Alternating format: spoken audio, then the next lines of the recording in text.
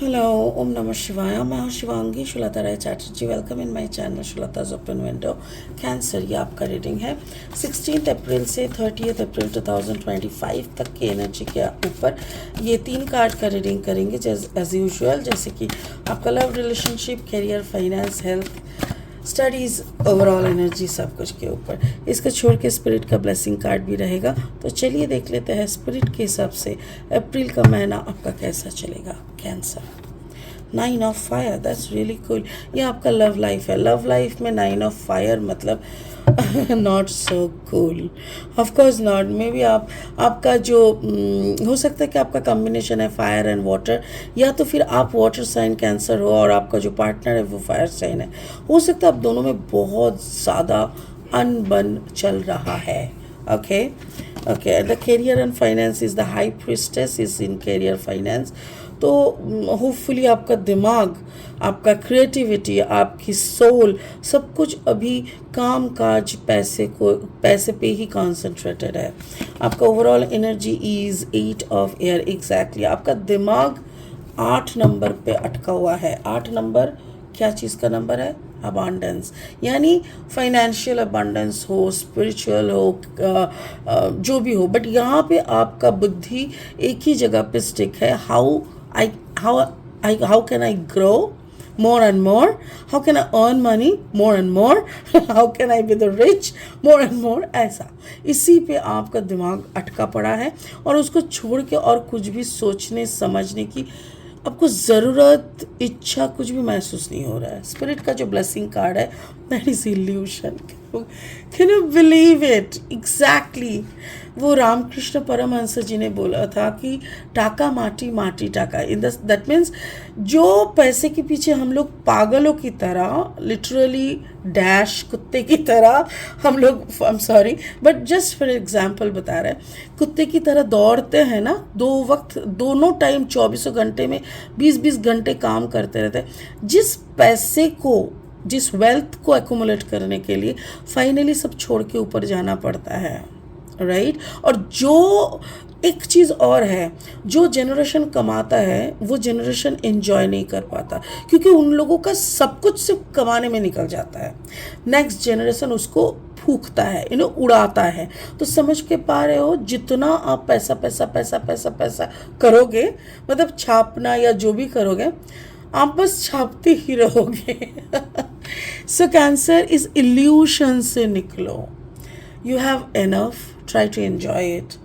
और चाहिए, और ये और की कभी ख़त्म नहीं होती. ये और एक ऐसा शब्द है ना, उसके बाद ना डॉट डॉट रहता है, वो जो कि एंडलेस डॉट होता है, उसका भी कोई एंड नहीं होता. So try to come out from this illusion. Illusion का नंबर भी देखो 35, 5 6 7 8. Again is the number is 8, यानी number of abundance. I don't know इसको आप कैसे एक्सप्लेन करोगे, बट मेरा बुद्धि तो यही बोल रहा है. फिर भी हम इसको और अच्छे से बाद में एनालिसिस करेंगे. फिलहाल लेनोर्मन डेक से 3 कार्ड लेके रीडिंग को आगे बढ़ाएंगे. कैंसर, देखो कैंसर, आई डोंट वॉन्ट, ऐसा नहीं है, आप ये मत सोचना कि मैं आपको डिस्करेज कर रही हूँ, पैसों का क्या करोगे, ये सब बेवकूफ़ वाली सवाल नहीं है. बट अगर कोई इंसान सुबह उठते ही और रात को नींद भी उसको नहीं आ रहा है, ये सोचते हुए कि और कौन सी जगह से मुझे पैसा निकल सकता है, मेरा पैसा आ सकता है, मेरे जेब में और कितना आएगा, अरे पैसा पैसा, ये बीमारी है. जैसे कुछ लोग होते हैं ना, बीमारी लेके बात करते हैं, पता है, जैसे ही आप मिलोगे, hi how are you, and they started talking about their nonsense, so much of illness, जो कि हर इंसान के पास कुछ ना कुछ, गैस, एसिडिटी तो आजकल फ्री में मिलता है, बट वो लोग ना, उन लोग को अच्छा लगता है. ठीक इसी तरह, ठीक है.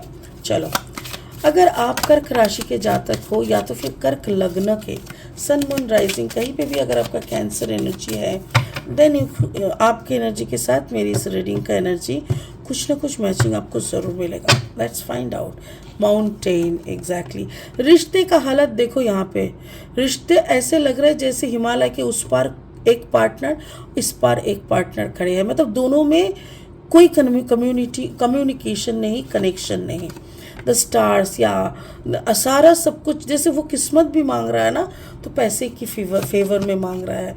And the fox card number 14, like चालाकी, या चलो इसको और अच्छे से एक्सप्लेन करेंगे। फिर से 3 कार्ड लेते हैं रीडिंग को आगे बढ़ाने के लिए।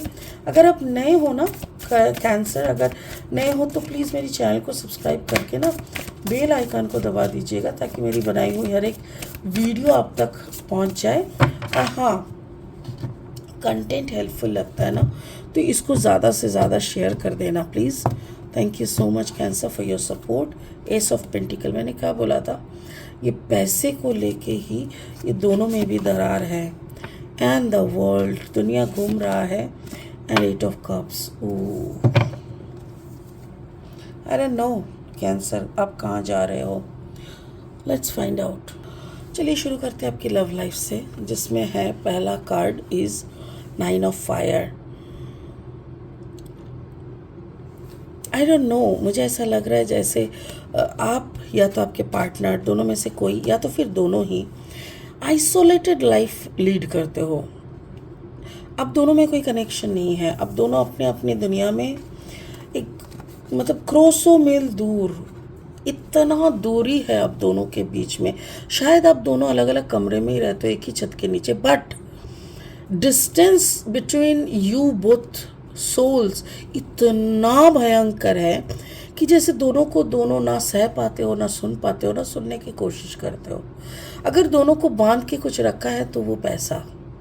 हो सकता है कि आपका पार्टनर भी अच्छा खासा कमाता है और वो भी नहीं चाहता है कि डिवोर्स वगैरह करके कैओस क्रिएट करे, तो वो भी अपना एक ही छत के नीचे आराम से वो भी रह रही है।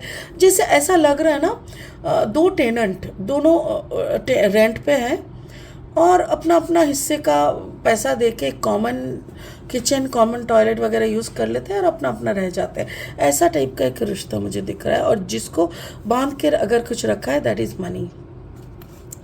और क्या ही मैं कहूँ कैंसर, क्योंकि इस ऐसे रिश्ते का ओके थैंक यू, बीच में अगर कोई थर्ड पर्सन है या तो फिर थर्ड पार्टी एनर्जी है, दैट इज़ द माउंटेन।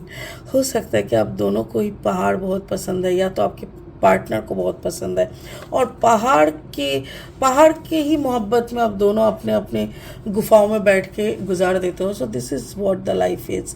आपका पर्सनल लाइफ बोलने लायक कुछ भी मुझे नहीं दिखा है, सॉरी। आपका अगर करियर फाइनेंस देखते हैं तो हाई प्रिस्टेस एनर्जी, लाइक बहुत कुछ चेंजेस, बहुत कुछ ऐसा होता है ना कि क्या बोलते हैं उसको, मैच्योरिटी, नॉलेज, और हाई प्रिस्टेस मतलब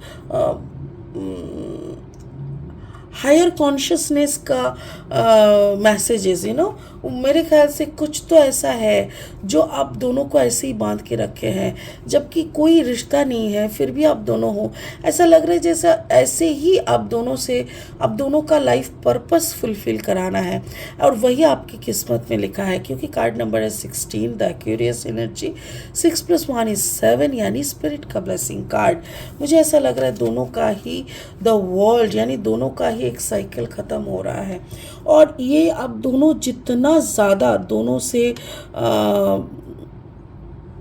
क्या बोलते हैं, दोनों से एक अनवांटेड रिलेशनशिप में जैसे होना, जिस रिश्ते में आप दोनों का कोई एक्सपेक्टेशन नहीं है, कोई प्यार नहीं है, कुछ भी नहीं है।